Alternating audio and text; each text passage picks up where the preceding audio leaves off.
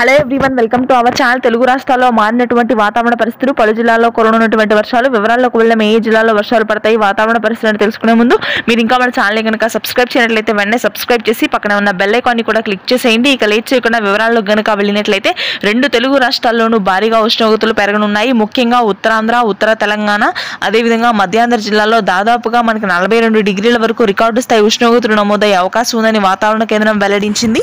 రానున్నటువంటి వారం రోజుల్లో అయితే తెలుగు రాష్ట్రాల్లో తక్కువగా వర్షాలు నమోదు కానున్నాయి. ముఖ్యంగా చూసుకున్నట్లయితే మధ్యాంధ్ర, గుంటూరు, కృష్ణా, కోనసీమ ప్రాంతాల్లో జూన్ మొదటి వారంలో నైరుతి రుతుపవనాల ప్రభావంతో భారీ వర్షాలు కురుస్తాయి.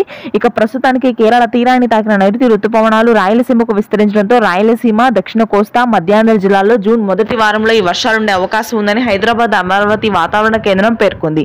ఇక మధ్య తెలంగాణ జిల్లాల్లో మాత్రం అక్కడక్కడ చిరుజల్లులు నమోదయ్యే అవకాశాలు ఉన్నాయి.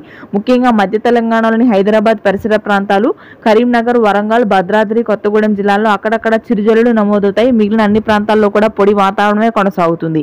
ఇది ప్రస్తుతానికి లేటెస్ట్ వెదర్ అప్డేట్ అయితే. Thanks for watching this video. Please do subscribe. Thank you.